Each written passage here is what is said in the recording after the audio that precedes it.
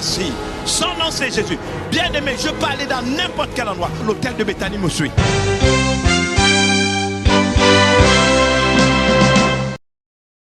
Shalom, shalom à tous. Comme vous le savez, depuis le 30 décembre 2022, le Centre d'évangélisation Béthanie est dans un grand moment de célébration. Nous sommes bien évidemment dans la grande célébration de la dédicace de la cathédrale de la foi, le centre de commandement apostolique du Centre d'évangélisation Béthanie. Le challenge numéro 2 avec les cadres du Centre d'évangélisation Béthanie, mais pas que, ce sont des cadres de la nation. Nous recevons à mon extrême droite Madame Thekle Valérie Piga. Elle est présidente des cadres chrétiennes. Elle est également directeur adjoint du recouvrement à la CNSS. Elle est également la représentante de Phytosciences au Gabon. Avec elle, nous allons bien évidemment parler de la grande thématique de ce jour, plus qu'un hôtel pour la nation. C'est plus qu'un temple, un hôtel pour la nation, excusez-moi. Elle n'est pas seule, elle est accompagnée toujours à mon extrême droite, juste à ma droite, de M. Rodney Onanga. Il est ingénieur informaticien. Et à mon extrême gauche, nous avons M. Ngema Ela Saint-Fort. Il est inspecteur à la DGCC. Il est également aumônier, juge international de paix. Il est également enseignant en méthode d'enquête. Et juste à côté de M. Ngema Ela Saint-Fort, nous avons le docteur Moussavou Julie. Voilà.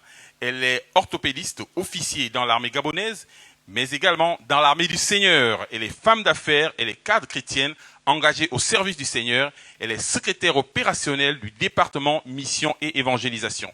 Nous allons d'abord faire un tour de table, histoire de poser le débat et de permettre à chacun de pouvoir donner déjà son avis, justement à l'ouverture de cette année 2023. Madame la présidente, Madame Valérie Thekle, bonjour, comment allez-vous?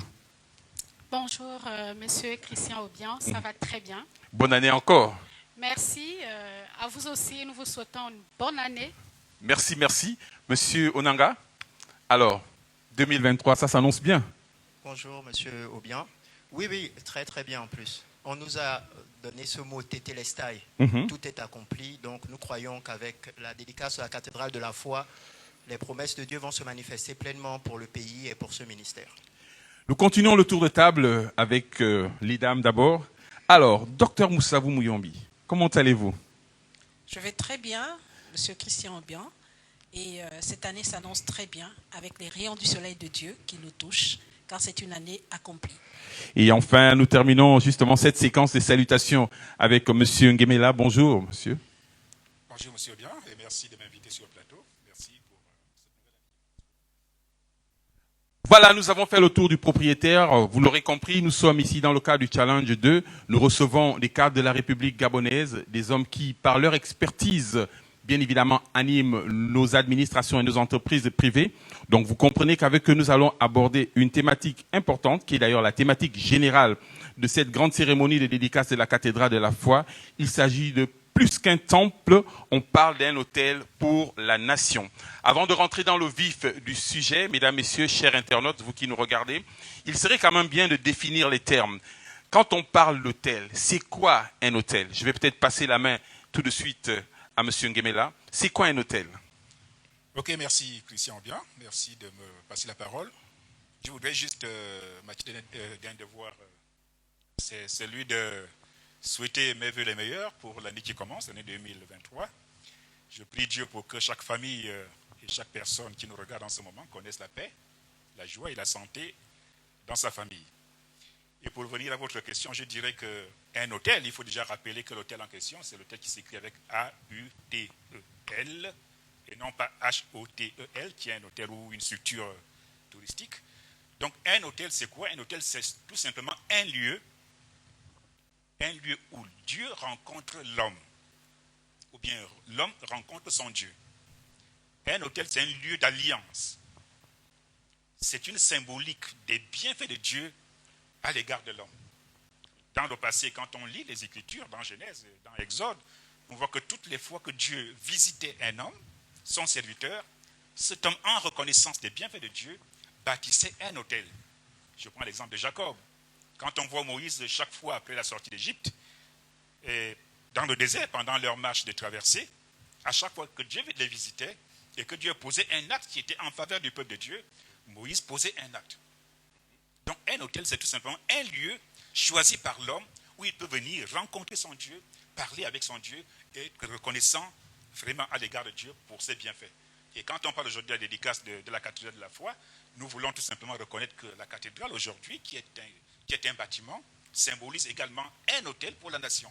C'est là où les hommes de tous horizons, de tous bords politiques, de toutes catégories sociales peuvent venir et adorer Dieu, élever les voix, et Dieu parlera et l'hôtel parlera en leur faveur. Parce que Dieu exauce nos prières. Merci, M. Nguemela, c'est assez précis. Alors, j'aimerais revenir sur les termes. Vous avez fait bien de préciser qu'on parle bien d'hôtel avec A-U-T-E-L, donc un lieu de rencontre entre Dieu et les hommes. Il est important de noter que pendant plusieurs années, ou du moins on a toujours coutume d'entendre dédicace du temple, dédicace du temple. Pourquoi aujourd'hui on parle ici de la spécificité d'élever un hôtel? Pourquoi élever un hôtel? Pourquoi on ne parle pas de temple, mais on met l'accent sur l'hôtel? Je vais essayer de répondre à cette question de manière claire. Comme l'a dit M. Nguemela, l'hôtel, c'est un lieu de rencontre. C'est un lieu de mémoire où on rappelle à Dieu l'alliance qui a été faite. Donc l'alliance peut être faite en deux personnes, donc Dieu et l'homme, et chacun a une clause ou quelque chose qu'il doit remplir dans cette alliance. Donc à l'autel, on rappelle à Dieu l'alliance qu'il a faite avec l'homme. On peut avoir plusieurs temples. Le temple n'est pas forcément lié à une promesse. Mais là où il y a un autel, on dit souvent il y a un trône. Et là où il y a un trône, il y a quelqu'un qui est assis. Dieu se souvient toujours de son alliance, comme il nous rappelle dans le psaume 89, qu'il ne renie pas l'alliance qu'il a faite avec son serviteur. Lorsque nous élevons un autel dans un lieu spécifique, là où Dieu a rencontré un homme. Comme M. Nguemela nous a très bien précisé, ce que Jacob a fait. Il n'a pas élevé un autel n'importe où. Dieu a fait quelque chose, il a posé un acte en réponse à ce que Dieu avait fait. Donc nous élevons un autel et pas un temple, parce qu'il y a beaucoup de temples et on peut construire un temple n'importe où. Mais un autel, on le construit là où Dieu s'est manifesté et là où il a fait alliance avec son peuple. Ici, nous avons connu le réveil des années 80. Oui, l'autel que nous élevons n'est pas juste un autel en relation avec Dieu, c'est l'autel de la nation. Parce que Dieu s'est manifesté ici et il nous a fait des promesses. Pas seulement au centre d'évangélisation Béthanie, mais à la nation gabonaise. Donc nous élevons un autel pour rappeler à la mémoire de Dieu, voici l'alliance que tu as faite avec le peuple du Gabon. Et nous savons que Dieu ne revient pas sur son alliance, comme il nous l'a dit dans le psaume 89. Et effectivement, il est important de préciser que ce lieu est un lieu historique, parce que le réveil qu'a connu le Gabon dans les années 80 est parti de cet espace géographique. Et donc, et ça marque bien l'importance de parler plus d'hôtel, monsieur René Onanga. Et j'apprécie très très bien cette réponse, mais j'aimerais insister sur le lieu. Donc si je comprends bien, ce lieu marque véritablement, du moins cet espace géographique est important pour pouvoir diriger un hôtel pour la nation. Oui, tout à fait. Parce que l'autel commémore un acte que Dieu a posé. Dieu a posé un acte dans un lieu géographique spécifique. Par exemple, pourquoi à Béthel un autel a été élevé? Parce que Jacob a rencontré Dieu à Béthel. Lui, il fuyait son frère, il s'est endormi sur une pierre, il ne s'attendait pas à ce que Dieu le rencontre. Et il a eu une vision avec des anges qui montaient et descendaient. Et il a dit, ce lieu est un lieu redoutable. Et là, il a pris cette pierre sur laquelle il avait dormi, il a oint d'huile et il en a fait un autel. Il est parti et plusieurs années après, Dieu lui apparaît et lui dit, je suis le Dieu de Béthel. Donc le lieu de cet endroit géographique précis, là où je t'ai rencontré, là où je t'ai fait une promesse, là où nous avons fait alliance, je suis ce Dieu-là. Et Dieu nous a rencontrés dans les années 80 et il s'est manifesté, il a renouvelé son alliance avec le Gabon, il a dit des choses sur cette nation et nous élevons cet autel pour la nation gabonaise, pour appeler à Dieu ses promesses. Merci, monsieur Onanga. Alors finalement, madame Tecle Valérie Piga, vous êtes madame la présidente de l'association des cadres chrétiens. Quel impact un hôtel peut avoir sur la vie d'un cadre?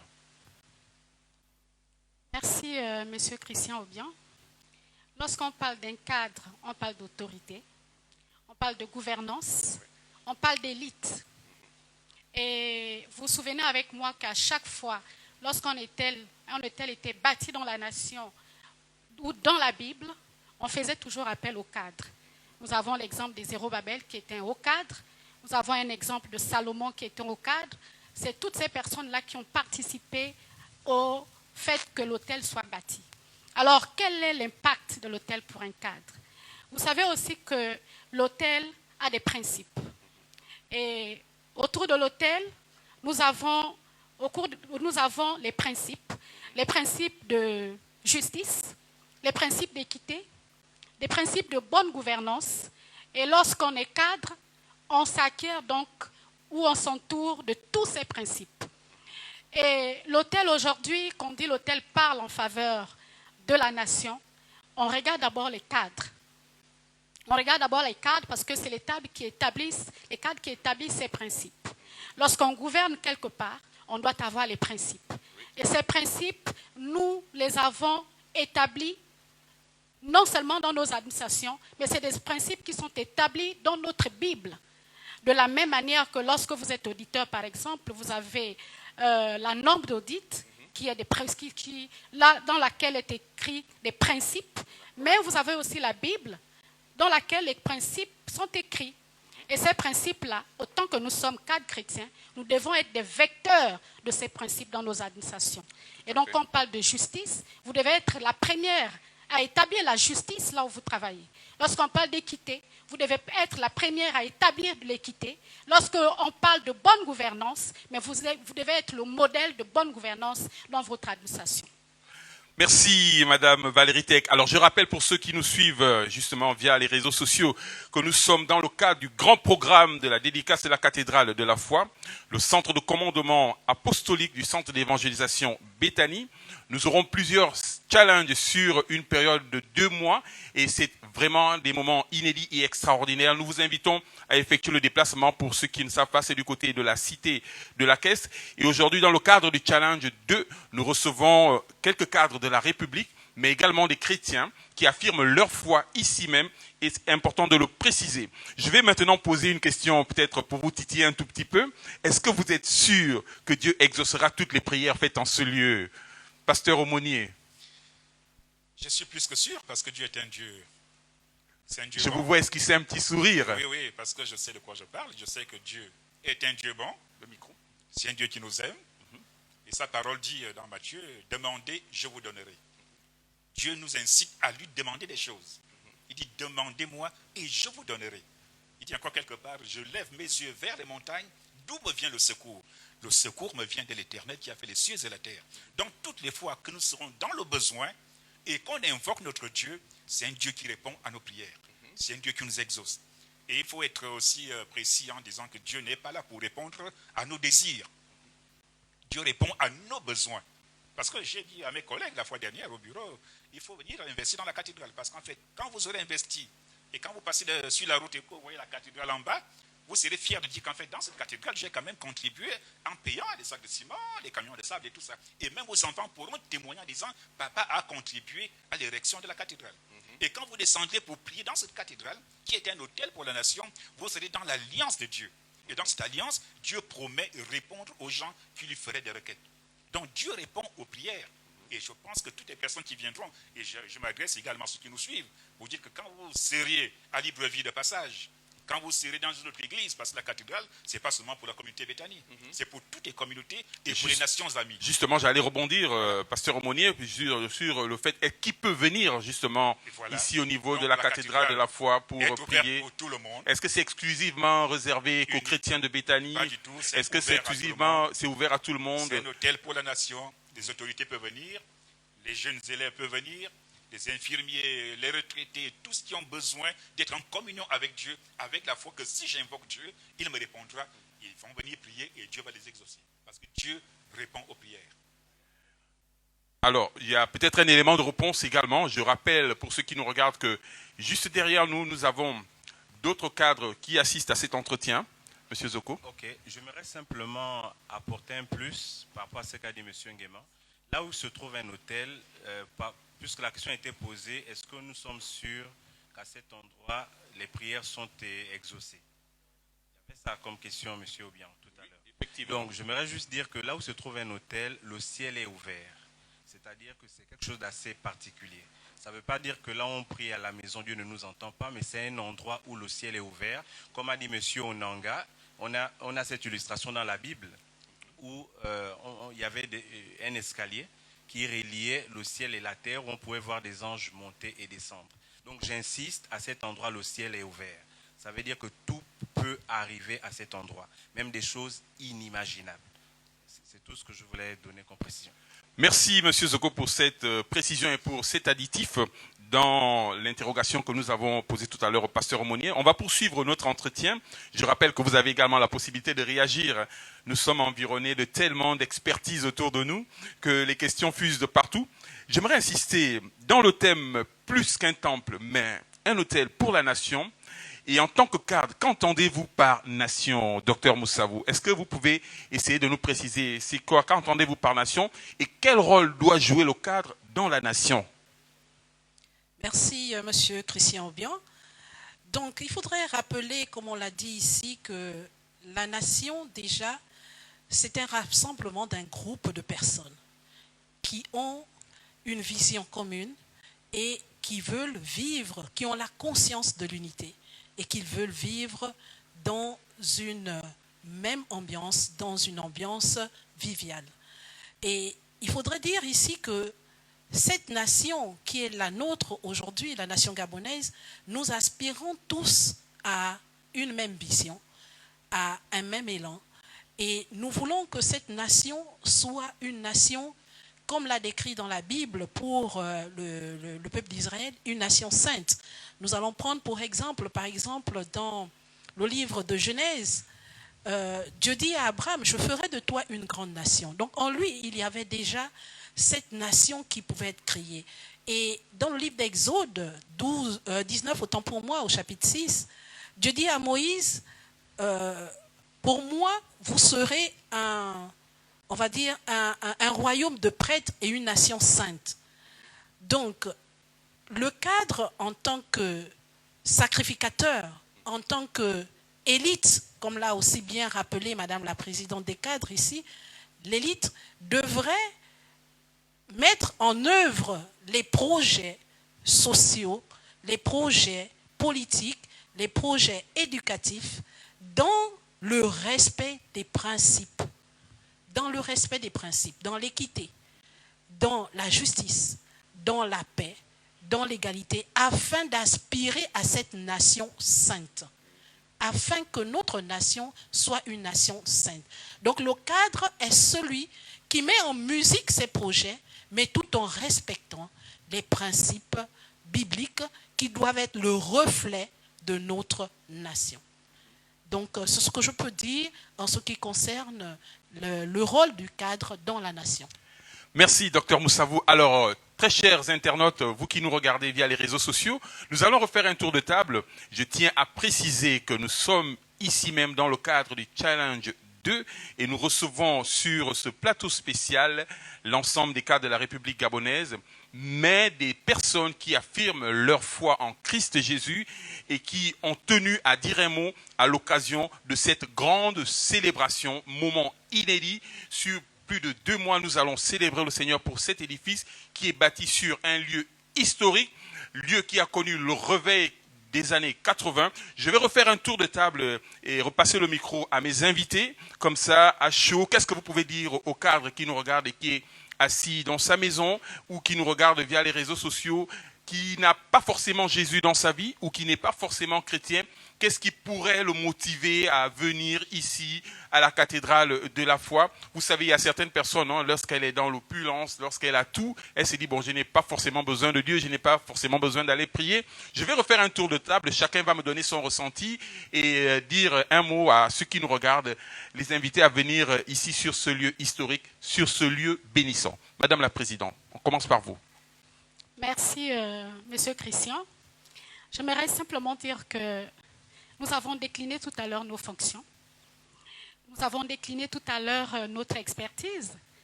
Et comme l'a dit le modérateur, nous affirmons notre foi en Jésus-Christ. J'aimerais simplement dire que, Monsieur Aubian, que nous avons tout à l'heure décliné notre expertise. Nous avons décliné tout à l'heure nos fonctions. C'est pour vous dire que si on est cadre chrétien et que nous affirmons notre foi, c'est parce que nous avons mis Dieu à l'épreuve. Et Dieu, dans la Bible, dit, dans Malachie, que mettez-moi à l'épreuve si je n'ouvre pas pour vous les écluses des cieux. Alors, ce que j'aimerais dire à d'autres cadres, c'est qu'il y a tout à gagner en étant chrétien et cadre.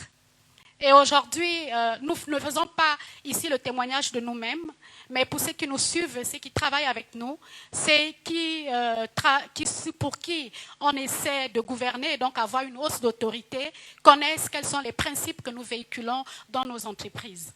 Et donc, j'aimerais simplement dire que être chrétien et être cadre dans la nation, c'est une opportunité, mais aussi, pas seulement une opportunité, mais c'est une grâce exceptionnelle. Et cette grâce n'est pas donnée à n'importe qui. Cette grâce, on la réfère de notre Dieu, Jésus-Christ le Tout-Puissant, qui est capable de changer toute situation, mais aussi qui est capable de produire là où on n'est pas capable de produire. Et nous sommes des producteurs dans nos entreprises. Nous sommes réellement des personnes qui sont au service non seulement des autres, mais au service de la nation. Monsieur Onanga? Bon, pour répondre à cette question, je dirais simplement que les cadres sont reconnus comme faisant partie de l'élite. Donc nous avons la tête pleine. Vous avez une théorie, même une expertise, de l'expérience, c'est bien. Mais si votre cœur est vide, tout ça ne sert à rien. À quoi sert-il à un homme de gagner le monde entier s'il doit perdre son âme? Donc vous avez certainement la tête pleine, pleine d'informations, pleine d'expérience, pleine d'expertise, et même des mains expertes. Mais vous avez en vous un vide dans votre cœur qui a la forme de Dieu. Et seul Dieu peut combler ce vide. Si vous réussissez dans vos entreprises, si vous réussissez dans vos études, tout ça c'est important. Mais si vous n'avez pas Jésus, c'est éphémère et ça ne vous servira à rien. C'est pourquoi nous vous invitons à venir dans ce lieu mythique qui ne va pas simplement révolutionner votre manière de penser, mais transformer aussi votre vie. Vous vous sentirez plus utile parce que vous ne serez pas simplement utile dans la sphère qui est la vôtre, par votre expertise, mais vous vous rendrez compte que votre utilité va transcender votre existence et atteindre l'éternité. Parce que Jésus est venu nous donner la vie avec abondance et la vie éternelle. Donc cette vie-là, si vous voulez la voir, acceptez Jésus comme votre Seigneur et Sauveur. Et ici, à la cathédrale de la foi, en ce lieu mythique, à cet autel qui est élevé pour la gloire de Dieu, cet autel pour la nation, nous serons ravis de vous recevoir. Merci, Monsieur Onanga. Alors, je continue mon tour de table. À ma droite, Dr Moussavou. Un mot à l'endroit de tous ces cadres qui nous regardent et toutes ces personnes qui sont derrière justement leur petit écran, que ce soit sur leur téléphone ou sur leur télévision. Que dites-vous à ces personnes par rapport justement à cette grande cérémonie de dédicace de la cathédrale de la foi? Merci, Monsieur Christian Aubian. Je dirais tout simplement à tous ceux qui nous regardent qu'en tant que cadre, nous devons être intègres. Et l'intégrité vient de Dieu. Mais nous ne pouvons pas être intègres si nous ne sommes pas humbles. Et l'humilité précède la gloire. Mais pour avoir cette humilité, le plus grand des humbles, c'est Jésus-Christ. C'est celui qui a été au service. Un cadre doit être au service de la nation. Un cadre doit être au service de l'autre. Et l'exemple parfait, c'est celui de Jésus. Et Jésus-Christ a fait alliance avec ce lieu. Jésus-Christ est ici, dans cette cathédrale, est ici, dans cet autel. Jésus-Christ est partout. Mais surtout, il y a une alliance. Alors, je voudrais inviter tous les cadres de la nation. Je voudrais inviter les jeunes. Je voudrais inviter les vieux. Quelle qu'en soit ta situation sociale, viens et tu as quelqu'un qui t'attend pour répondre à ton problème, parce que lui, il est fidèle à ses promesses. Il suffit seulement de le lui rappeler et lui, il exaucera, quelle qu'en soit la situation dans laquelle tu te trouves. Et nous vous invitons ici à venir prier, à venir se prosterner devant notre grand Dieu, afin que lui seul puisse nous conduire et nous mener là où il nous attend. Merci, Monsieur Christian Aubian. Merci, Dr Moussavou. Et on va boucler la boucle avec le pasteur aumônier, M. Ngemela Saint-Fort. Ok, merci M. Aubian. Et je dirais, pour terminer, que la plus grande tragédie du monde, c'est l'absence de Dieu en chacun de nous. Tout ce qu'on voit dans le monde, tous les maux qui minent la société, toutes les guerres qui sont perpétrées dans le monde entier, c'est parce qu'il y a absence de Dieu dans le cœur des dirigeants. Et je pense que la Bible nous enseigne qu'il n'y a personne qui soit privé de la grâce de Dieu. Donc j'interpelle et j'invite tous les cadres à comprendre que quel que soit notre niveau académique, quel que soit notre niveau social, si nous n'avons pas Dieu en nous, on ne pourrait pas être rentable au pays. Donc c'est une invitation que je fais et je crois que la cathédrale est un lieu, comme on l'a si bien dit, un lieu historique, un lieu mythique, où nous sommes invités à venir prier. Et je crois que les touristes, quand ils passeront par le Gabon, ne pourront pas retourner dans leur pays sans dire où se trouve la cathédrale, parce que je voudrais aller faire un tour pour prier à cet endroit. Et pour terminer, je pense que pour être une nation unie, une nation forte, je terminerai par emprunter l'expression de Billy Graham, qui est un grand téléévangéliste américain, qui disait que plus les hommes de toute race, de toute langue et de toute origine se rapprocheront de Dieu, plus ils se rapprocheront les uns des autres. Pour être unis, nous devons nous approcher de Dieu et on se rapprochera les uns des autres. On peut applaudir, ça s'applaudit très très fort également. Alors je rappelle pour ceux qui nous suivent que nous sommes dans le cadre de la grande célébration de la dédicace à la cathédrale de la foi. Nous recevions dans le cadre du Challenge 2 Madame Thekle Valérie Piga. Elle est présidente des cadres chrétiens. Elle est également directeur adjoint du recouvrement à la CNSS. Elle est également représentante de phytosciences au Gabon. Nous recevions également, juste à ma gauche, le docteur Moussavou Mouyombi Julie. Elle est chirurgienne orthopédiste, mais elle est également officier dans l'armée gabonaise et dans l'armée du Seigneur. Ça s'appelle également double casquette. Elle est femme d'affaires, elle est cadre chrétienne également et engagée. Nous recevions également M. Nguemela Saint-Fort, qui lui est inspecteur à la DGCC. Il est aumônier, juge international de paix.